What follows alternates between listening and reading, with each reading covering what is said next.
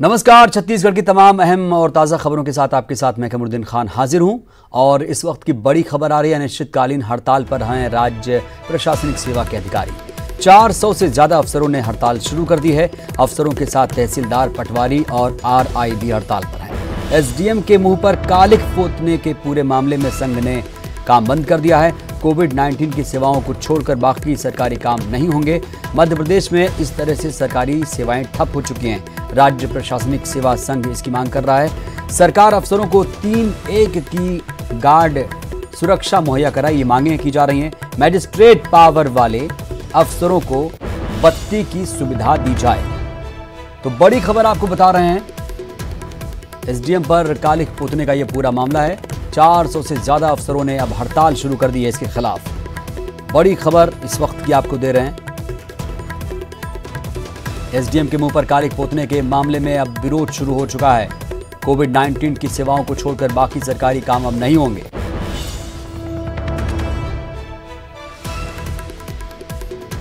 छिंदवाड़ा से ये पूरी खबर आपको दिखा रहे हैं, जहां पर एसडीएम के मुंह पर स्याही लगाने पर बड़ी कार्रवाई भी हुई और कांग्रेस नेता बंटी पटेल पर रासुका भी लगा। 22 लोगों पर केस भी दर्ज है। डिप्टी कलेक्टर, तहसीलदार और पटवारी संघ ने हालांकि हड़ताल का ऐलान किया है। तो स्याही पर कार्रवाई का हंटर तो चला, लेकिन अभी भी जो गुस्सा है वो थमने का नाम नहीं ले रहा है। एसडीएम के मुंह पर स्याही लगाने पर अब लोगों का गुस्सा फूट पड़ा है। मध्य प्रदेश में सरकारी सेवाएं पूरी तरीके से ठप हो चुकी हैं।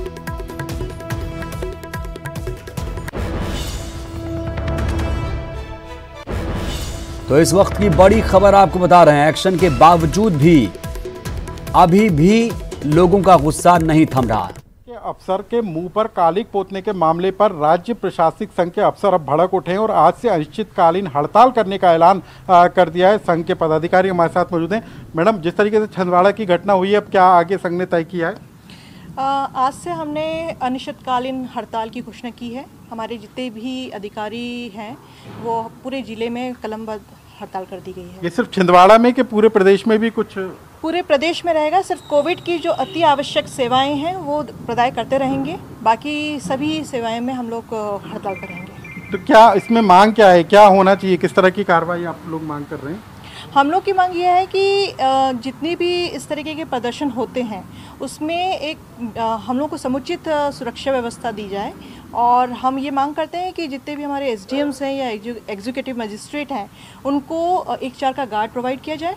दूसरा हमारी मांग ये है कि पुलिस की भांति जो बत्ती उनको प्रदाय की गई है, जिससे कि एक डेकोरम होता है एक पद का, और हम लॉ एंड ऑर्डर सिचुएशंस होती हैं तो उसमें अगर बत्ती प्रदाय की जाएगी तो एक जनता में मैसेज जाता है कि ये एसडीएम है या एग्जीक्यूटिव मजिस्ट्रेट है, तो उसका एक सम्मान बना रहता है। तो इसके लिए अत्यंत आवश्यक है, यही हम डिमांड कर रहे हैं। तो ये कब तक रहेगा आप लोग का निश्चित, यानी कुछ मांगे माने जा रही नहीं तक तो इसी तरीके से? हम लोग की ये मांग है कि एक तो जो प्रदर्शनकारी थे जिन्होंने इस तरीके की प्रदर्शन किया और दुर्भाग्यपूर्ण घटना कारित की है, उन पे त्वरित कार्रवाई करते हुए उनको जेल पहुंचाया जाए और उस पर उनको सजा दी जाए। अगर ये नहीं होता तो हम अनिश्चितकालीन हड़ताल पर आएंगे। तो प्रदेश के राज्य प्रशासनिक सेवा के अधिकारियों ने तय कर लिया है कि आज से वो अनिश्चितकालीन हड़ताल पर रहेंगे और इस पूरे मामले को लेकर छिंदवाड़ा की जो घटना हुई है उसमें दोषियों के खिलाफ कार्रवाई की मांग की जा रही है और साथ ही प्रशासनिक सेवा के अफसरों को सुरक्षा दिए जाने की भी मांग उठ रही है। कैमरामैन अजय तंवर के साथ अनुराग श्रीवास्तव, न्यूज़ 18 भोपाल। तो लगातार आपको ये तस्वीरें दिखा रहे हैं किस तरीके से एसडीएम के मुंह पर कालिख पोती गई थी और उसके बाद अब जो डिप्टी कलेक्टर हैं, तहसीलदार हैं, पटवारी संघ है, वो अब हड़ताल पर जाने का ऐलान कर चुका है। जी, अनिश्चितकालीन हड़ताल पर जाने की बात कही गई है। ये तस्वीरें आप देख पा रहे हैं किस तरीके से कांग्रेस नेता पर यह आरोप लगा था। आप देख पा रहे हैं जो कालिख पोत रहा है उसके गले में वो झंडा भी है कांग्रेस का और ऐसा लग रहा है कि वो कांग्रेस का कार्यकर्ता है। हालांकि कांग्रेस नेता बंटी पटेल जो शख्स है, ये दिख रहा है आपको, वो कांग्रेस नेता बंटी पटेल हैं और उनके खिलाफ अब रासुका भी लगा दिया गया है।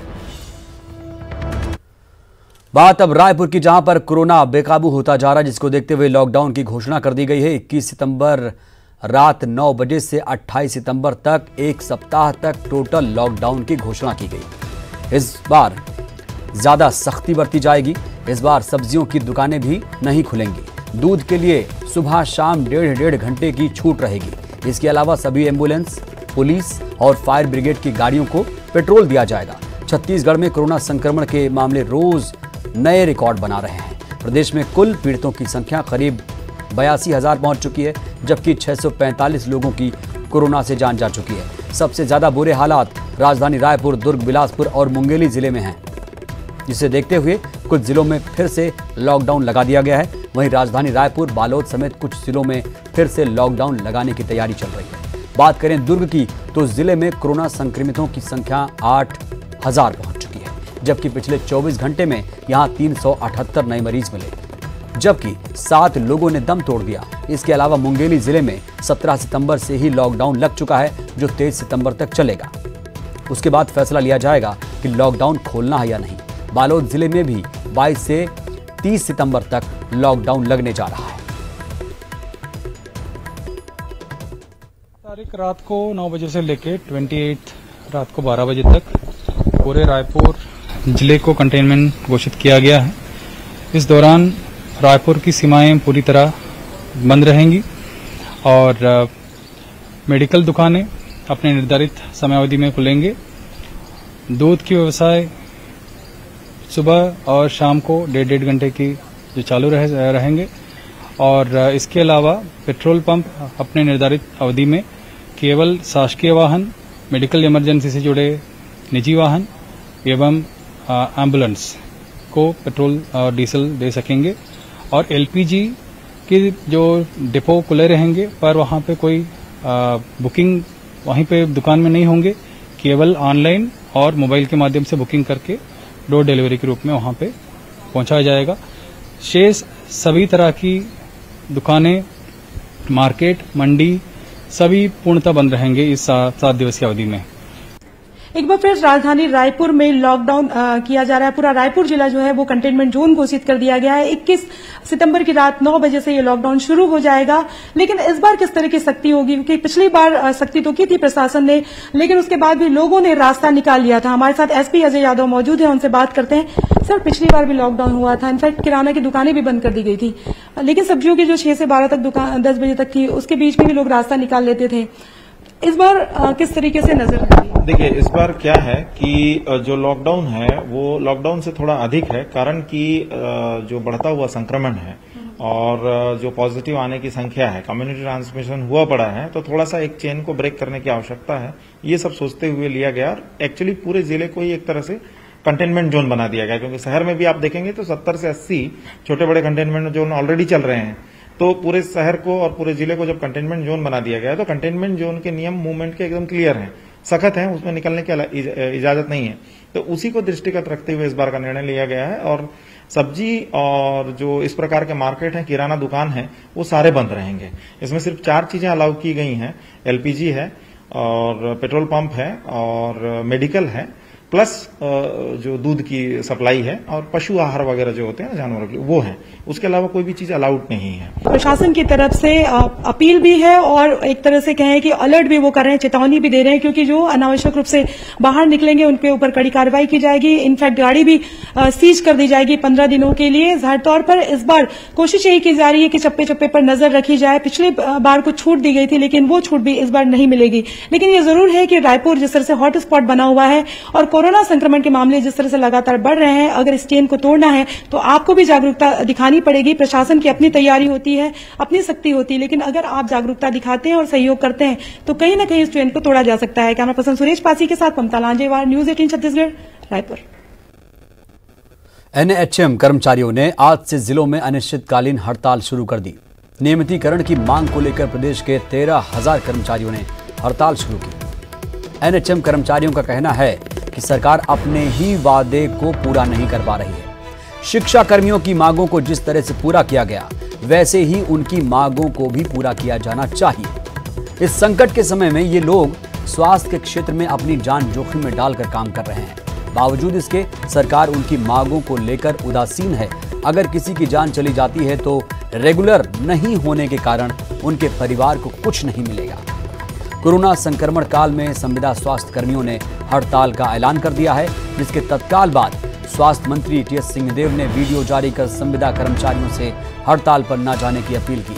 अपने अपील में स्वास्थ्य मंत्री ने कहा कि कोरोना काल में मानव सेवा से बड़ी कोई दूसरी सेवा हो ही नहीं सकती। ऐसे में इस वक्त हड़ताल से विपरीत असर पड़ेगा। साथ ही ये भी कहा कि संविदा कर्मियों की मांगों पर सरकार सहानुभूति पूर्वक विचार कर रही है। घोषणा पत्र में कहा था कि नियमित करेंगे, तो नियमितीकरण का उपहार जब वो अपना वेतन बढ़ा सकते हैं, शिक्षाकर्मी को संविलियन कर सकते हैं, तो हमारे लिए नियमितीकरण को उपहार दे अपने वायदे को पूरा करते हुए। देखिए, एनएचएम में हम लोग डॉक्टर्स भी कार्यरत हैं यहाँ पे, लेकिन हम सभी अनियमित हैं आज भी। आज स्थिति ये है कि अगर हम भी हॉस्पिटल में कार्य करते करते अगर संक्रमित हो जाते हैं और यदि हमारी मृत्यु भी हो जाती है, तो आज हमारे पूछने वाला कुछ नहीं है, ना हमें कुछ इंसेंटिव है, ना ही जॉब सिक्योरिटी है, ना ही आगे चल के हमारे परिवार को कोई सुरक्षा मिलेगी। तो ऐसी स्थिति में यदि मैं भी संक्रमित हो जाता हूं तो मुझे बेड भी नहीं मिलेगा, ये भी स्थिति आने की संभावना है। अब सोचिए कि केवल अगर डॉक्टर की ये स्थिति हो रही है तो बाकी जो हमारे एम्प्लॉयज़ हैं उनकी भी क्या स्थिति होगी।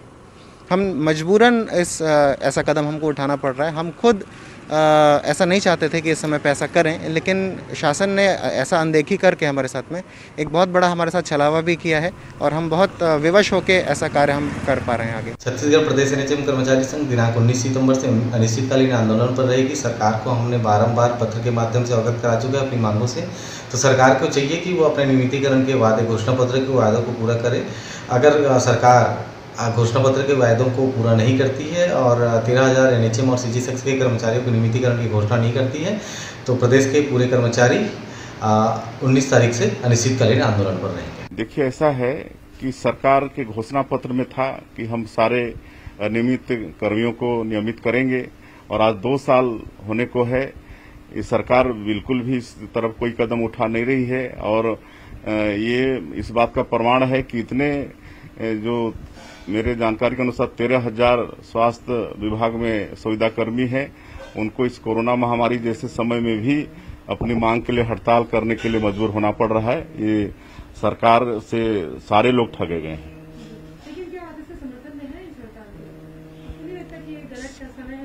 सरकार के समर्थन में हम नहीं हैं और देखिए, कभी भी होता है कुछ इस तरह का, सरकार से अगर मांग पूरा करवाना होता है तो ऐसी अवसर का चयन करते हैं। मैं छत्तीसगढ़ स्वास्थ्य विभाग के सभी संविदा कर्मियों से निवेदन करना चाहूंगा कि मैंने सुना है कि कल से आप लोगों का निर्णय है अनिश्चितकालीन हड़ताल पे जाने का।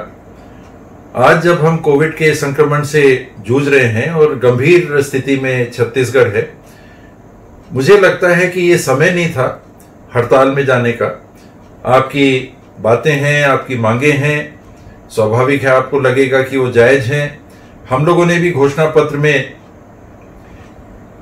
छत्तीसगढ़ के सभी विभागों में काम करने वाले दैनिक वेतन भोगी कर्मचारियों, संविदा कर्मचारियों के संबंध में उल्लेख किया है और उस बात को छोड़ा नहीं है।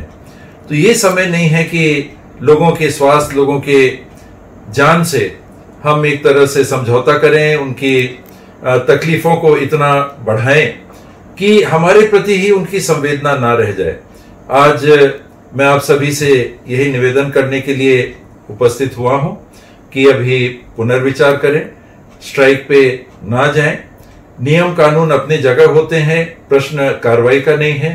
प्रश्न आपके विवेक का, आपकी समझदारी का है कि क्या आप अपने से पूछिए कि आप स्वास्थ्य विभाग के वो समर्पित कर्मचारी हैं जिन्होंने सालों से भी सेवा दी है। तो क्या ऐसे समय पे हमको छत्तीसगढ़ के उन नागरिकों को, बहुत बुजुर्ग होंगे, वृद्धा होंगे, गर्भवती महिलाएं होंगी, बच्चे भी हो सकते हैं, सांस लेने में अनेकों को दिक्कत हो रही होगी, जीवन मृत्यु के संघर्ष के वो करीब हो सकते हैं।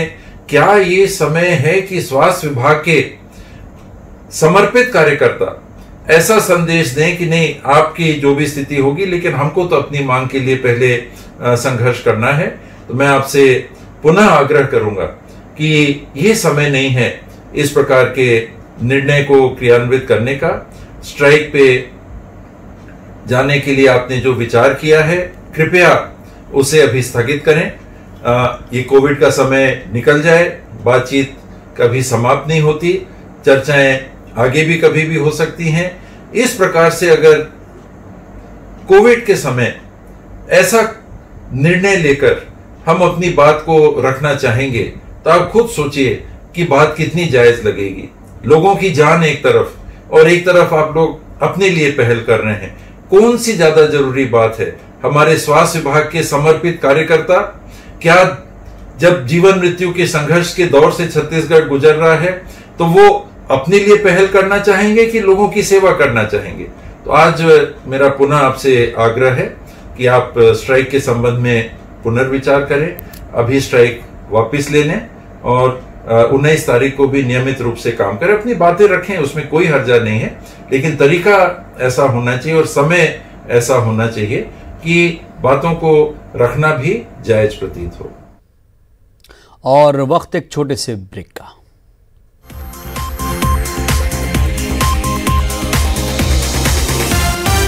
तृतीय वर्ग शासकीय कर्मचारी संघ ने समर्थन किया। तृतीय वर्ग कर्मचारी संघ के प्रदेश अध्यक्ष विजय झा ने कहा कि प्रदेश में 13,000 कर्मचारी अपने सम्मान और परिवार के रोजी रोटी के लिए संघर्ष कर रहे हैं। संविदा कर्मचारी जितना काम कर रहे हैं उतना काम इस संकट के समय में नियमित कर्मचारी नहीं कर पा रहे हैं। इन्हें राज्य सरकार द्वारा जोखिम भत्ता दिया जाना चाहिए। राज्य सरकार ने खुद वादा किया था, लेकिन अब सरकार वादा खिलाफी कर रही है। के संबंध में स्वास्थ्य मंत्री माननीय टी.एस. सिंहदेव जी ने अपील किया है कि कोरोना काल में हड़ताल नहीं करना चाहिए। हम उनकी मांगों को सुनेंगे, समझेंगे, निराकरण करेंगे।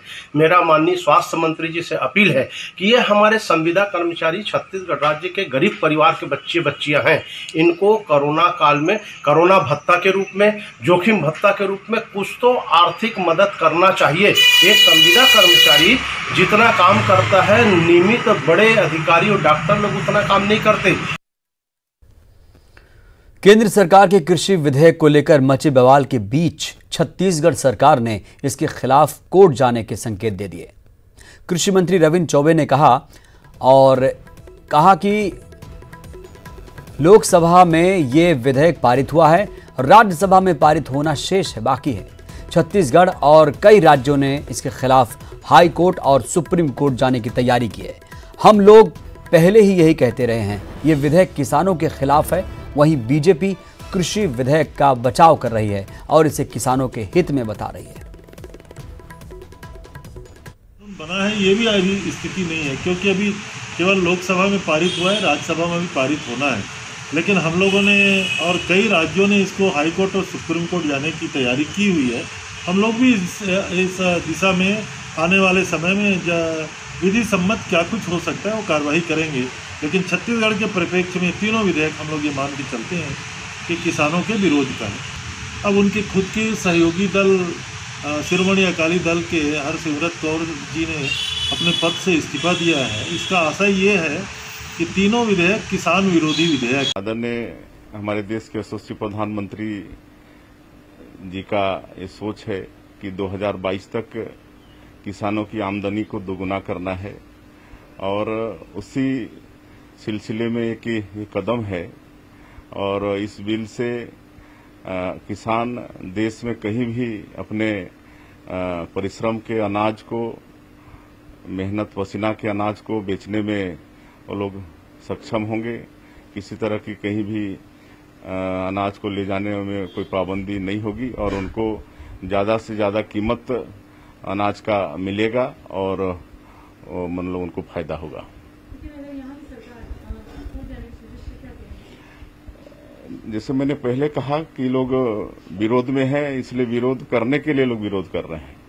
अपना विपक्षी धर्म ये लोग पालन करेंगे, अन्यथा वो बिल को अच्छे से समझ लें। उसमें कहीं से भी किसानों के हित में नहीं है। इसमें मंडी बंद नहीं कर रहे हैं या एमएसपी रहेगा ही, तो उससे भी ज्यादा इस बिल के आने से किसानों को अपने अनाज का लाभ मिलेगा और इसका फायदा किसानों को मिलेगा।